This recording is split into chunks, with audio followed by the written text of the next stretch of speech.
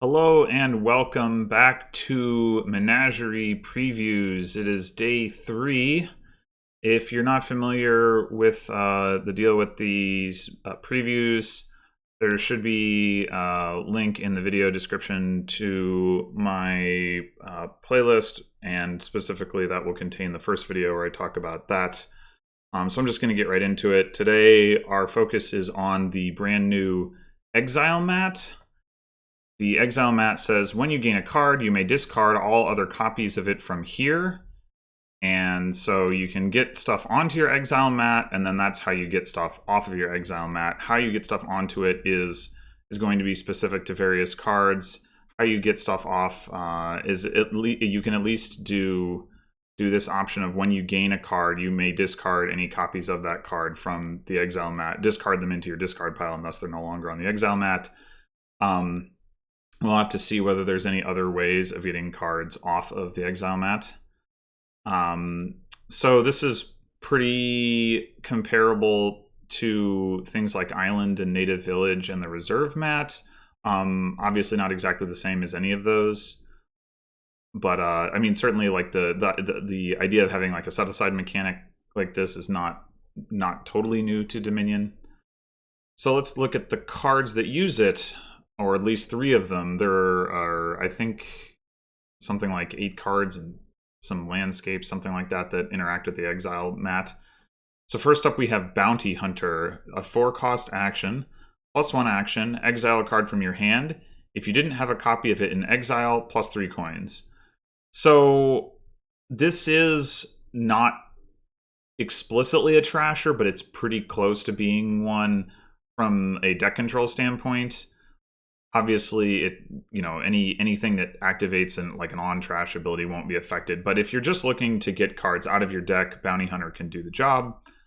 It's non-terminal, which is nice, but it doesn't give you any other benefit if you are exiling a second copy of a card. So in that respect, it's kind of almost like a reverse forager, where the very first time you exile something, you're going to get a big boost from it of 3 coins. That's that's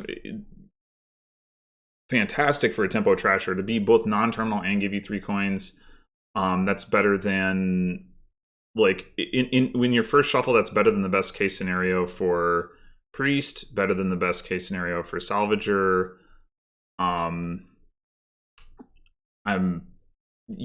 That's really, really, really strong. But then, I made the comparison to Forager because A, Forager is also non-terminal, and B, over time, Forager tends to get more and more benefit out of the trashing as more treasure gets put in the trash. And then initially, like if on the first shuffle you trash an estate, you get nothing except the action. Here it's the reverse of that, where the first time you trash that estate, you get that +3 coins, and then the second time, well, it's not trashing, exile. First time you exile an estate, you get the +3 coins, and then the second time and beyond, you don't get that. I guess in theory you could, if you were really hard up for money, you could find some way of unexiling the card and then re-exiling it with Bounty Hunter to get some money. I doubt that comes up very much at all. But yeah, in general, I think this, just by virtue of being a non-terminal, I'm gonna try to resist the urge to call it a trasher, non-terminal thinning. I think this is going to be pretty strong. It's going to be, I mean, the great thing is that it's going to be strongest at the most important time, which is early. At the time when you most need the tempo, it's going to be there for you. So you can open Bounty Hunter, and you can, if you have a card of like a hand of Bounty Hunter estate 3 coppers, you just hit 6. That's awesome. If you have Bounty Hunter estate copper, you hit 5. And are there even any like reasonable case trashing openers that would let you do that? I don't really think so. So yeah, I mean, that's great. And so it's true that it's going to get worse after that.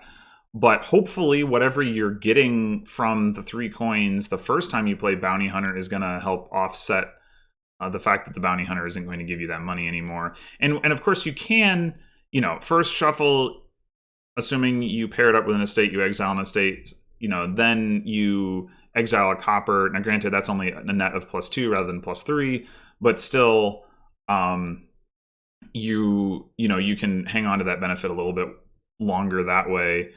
I can also see this being a card that you combine with some other kind of more like mass trashing. In fact, Bounty Hunter Chapel seems like it would be pretty good as an example because, okay, so on the turn where you play Chapel, you just trash everything. That doesn't affect the exile ability, right? So if you trash your like 2 estates, 2 coppers, or 1 estate, 3 coppers, or whatever, well, Bounty Hunter doesn't care because those that are exiled.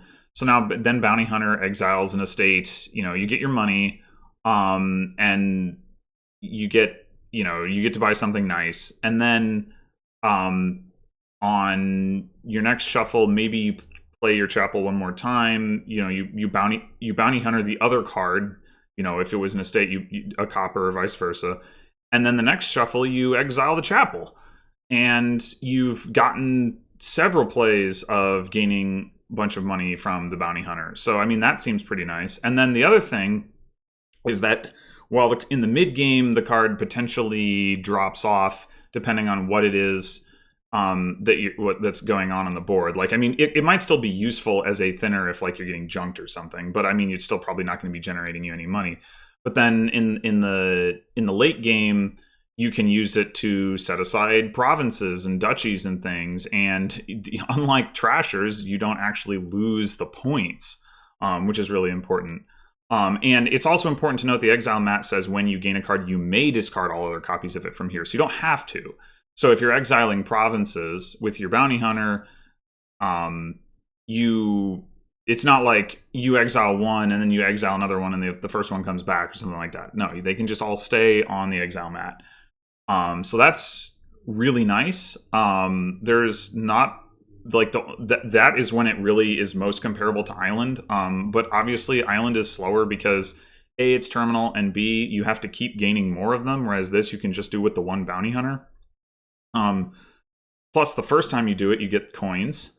So that all seems really nice to me. So I mean, I don't think this is like a crazy powerful card. I don't think overall it probably is as good as some of the other tempo trashers, just because even though it has that better tempo like right at the beginning, I think it like the drop off will matter. But on the other hand, the fact that it is going to be much, much, much more reliable at hitting 5 is really nice. You basically, I mean, this is a non-terminal gold for 4 coins on your first shuffle, which is fantastic. So I don't know, maybe it will actually be better than some of those like, tempo single card trashers. We'll have to see, but I definitely think it's a strong card. And it can, like I said, it can do some stuff that trashers can't. Yeah, I like it a lot.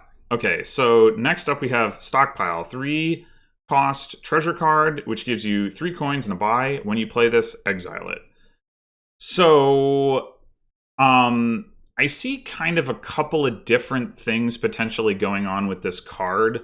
One of those things is actually pretty similar to what I was just talking about with Bounty Hunter, where you just want to hit an early price point. And hey, I mean, if you've got a gold in your deck with your 3, like your 3/4 opening, you can basically buy a gold for 3. Buy whatever else you might want for 4, or maybe buy 2 of these things. And then you're very, very likely to hit, a price point you want, unless that price point is like 7. So that's quite nice, right? And then you just let the thing go into exile and you don't really worry about it. The other general thing I can kind of see doing with this is that, so if you play one of them, it goes onto the mat, and then you buy one to replace it. you get it off the mat, but you haven't netted any coins that turn because you spent the 3 that it costs to buy another one. But now you've got 2. If you play both of those, you get 6 coins. They both go into exile, but you buy one of them for 3. You get all 3 of them back. You've spent 3 coins, but you've got netted 6 coins, so you're plus 3 on that transaction. It also has you covered on the buys. And if you keep doing that, you keep getting more money. It's kind of like Wine Merchant in that respect. There's a similarity there in that, like, the more of them you have, the cheaper it is to get them back. In fact, I would say, yeah, I mean, the sort of the high level design of this does remind me of Wine Merchant. The Wine Merchant is certainly easier to get back in general. So yeah, I mean, that could be a thing where what you do is you keep buying more of these, at least until the pile runs out. I think Donald X actually mentioned that in his discussion of these previews. This only works until the pile runs out, and then you can't get them back. So one thing I was wondering is there a general way to get stuff off the mat other than by gaining a copy of the card? And maybe there's not. In which case, obviously there's a limit to how much you can do with this card later in the game. But if there is, I think we kind of have to assume that it's going to be on a specific card and not like a general rule, which would mean that, in most cases when you're playing with Stockpile, that option isn't going to be available to you. But certainly if there's a board where there's an easier way, if there's a board where there's an easier way to get this card back, it's going to be fantastic. 3 coins and a buy for 3 non-terminal, 3 coins and a buy for cost of 3 is amazing. It's just, how do you deal with the set aside problem? Like, do you just treat it as a one shot, as like a quick, injection of money into your economy, or can you find a way to actually play these on a consistent basis? And kind of combining the two ideas that I talked about, I can also see somebody, opening with this, letting it go onto the Exile Mat, for a while, and then transitioning into the, okay, now I'm going to get another one. I'm going to have 2 of them, and then I'm going to get one every turn, later in the game, and then but in the middle of the game, they don't have they don't have additional, or they're not really playing with Stockpile. They're just letting the one Stockpile sit on the mat or something like that. I could see that happening. Or I could see it being a more opportunistic thing, the way that Wine Merchant sometimes is, where it's when you happen to have 3 coins, you're okay, I'm gonna get a Stockpile and I'm gonna buy an altar, or I'm gonna buy a Goons or some other really nice 6-cost card in my opening shuffle, and then it's gonna go sit on the Exile Mat, and then when I just happen to hit 3, instead of buying a Silver or a Harbinger, I'm gonna buy another Stockpile so I can get my other Stockpile back. Maybe that's how you play with it. So okay, overall then I think this is a card that's going to be opened quite a bit, just because it's so good at hitting price points, and that's definitely going to be something that you want to do sometimes. But how often is it going to be a central component of your economy, throughout the game or in the late game? That I suspect is going to be more rare. But I mean, if you've got the ability to draw your deck, I don't see any reason not to play with these for a while. I guess the big risk is that your economy just completely craters at some point when the pile runs. So you're like, oh, look at this. I just played 4 Stockpiles. I got 9 coins. I played 4 Stockpiles. I got 12 coins and a bot and 4 buys. I spent 3 of them to get a 5th Stockpile, and so all my Stockpiles come back. And then the next turn, you're like, I got 15 coins and 5 buys. This is great. And oops, all my Stockpiles are gone, and now I have no money. I could see that being a thing that happens if you're not careful. But, your deck doesn't need to last forever. And maybe if you time it right, this doesn't in practice come up. If you think about okay, how many turns do you typically spend greening, especially in a game that has plus buy and plus buy combined with like a decent amount of money, which this card offers. If you're double provincing and your opponent is even just single provincing, I mean, if they're just single provincing while you're doubling, you just win the game anyway. But so let's say, between you and your opponent, you're averaging, close to 2 provinces a turn. Well, there's only 8 provinces in the pile, so you're only going to take 4 turns between the two of you to run the piles. Well, that's a lot fewer turns than it takes to exhaust the stockpiles. So, on the other hand, if you've been opportunistically buying stockpiles earlier in the game and you each have, 3 or 4 of them in your deck and the pile's really low, then, that could be kind of scary. So that it should be a really interesting tactical card. I'm confident that it will be valuable as an opener frequently enough. Beyond that, I'm really not sure, but I think it'll be interesting to play with at the very least. And then our final card is Coven. So Coven is a 5-cost action attack, +1 action, +2 coins. Each other player exiles a curse from the supply. If they can't, they discard their exiled curses. Okay, so basically, you keep piling up curses on someone's Exile Mat, and then once the curses run out, and somebody plays a Coven, all of your curses come off your Exile Mat back into your discard pile. So it's a junking attack that kind of happens all at once, which, when you put it that way, makes it sound like more damaging, but I think it's pretty clearly less damaging than a typical junking attack, because you don't get the curses early, and that's when they do the most harm, generally speaking. So especially if there's any trashing, if there's deck control, then by the time you get this injection of curses, you're much more likely to be able to deal with them. Admittedly, we've never really seen a card that just dumps 5 curses on you before, let alone more than that if it's not an even split. So it's certainly possible that you have deck control, but then having so many curses dumped on you at once is ruinous to your ability to draw your deck and to deal with them in a way that getting a single curse or 2 curses would not be. I can definitely see that happening. But even so, I think that the ability of a card like Witch to put curses into your deck early is much stronger. Now, this is only speaking to the attack part of the card, not to the rest of the card. So I also think, in general, that the draw on Witch is stronger than the +2 coins on Coven, but Coven is non-terminal, and that is a pretty big deal. It means you can stack them up a lot more easily, and it just means that they fit into more decks more comfortably. So in that respect, I'm not necessarily saying that Coven is overall a worse card than Witch or other 5-cost junkers, although in practice, it probably is worse than Witch or, say, Mountebank, because it's hard not to be worse than those cards. But maybe if you wanted to compare it to some of the weaker ones like Soothsayer or something, like, I could see Coven potentially being better than some of those kinds of cards.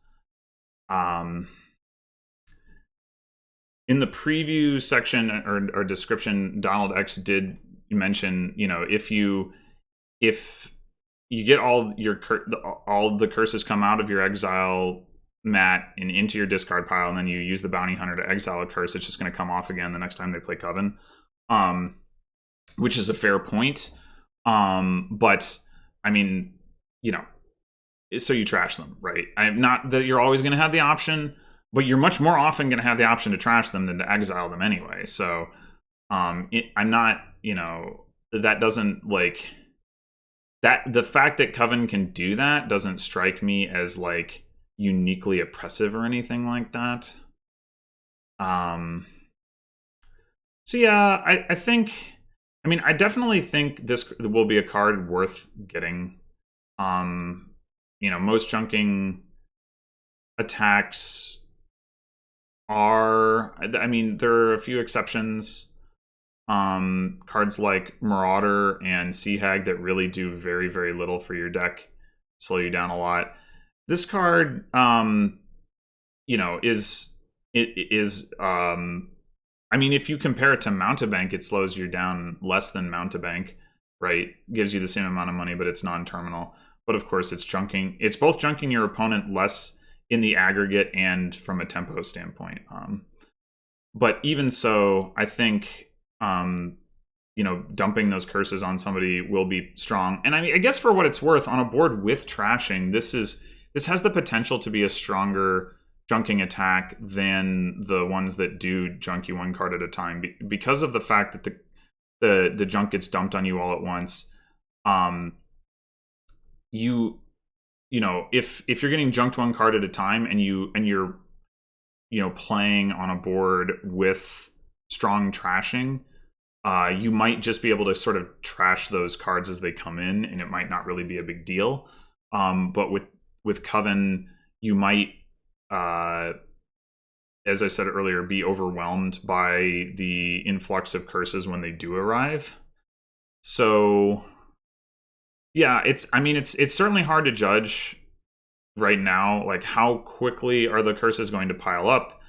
How much worse is it to get, you know, 5 curses at once than 1? I mean, it's certainly a lot worse, but it's at a different point in the game. So I don't have like I don't have a really strong conviction on this card, but I do think it will at least be strong enough to be worth playing most of the time. Whether, you know, whether it's going to be more of a nuisance or just absolutely brutal, I tend to lean towards nuisance, but I guess we'll see. All right, so that will do it for today's previews, and I just realized that I didn't update my overlay to say day 3. Oh no! Disaster. All right, now it says day 3. Hopefully nobody was too confused by that. Anyway, thanks for watching, and I'll see you tomorrow for day 4. Until then.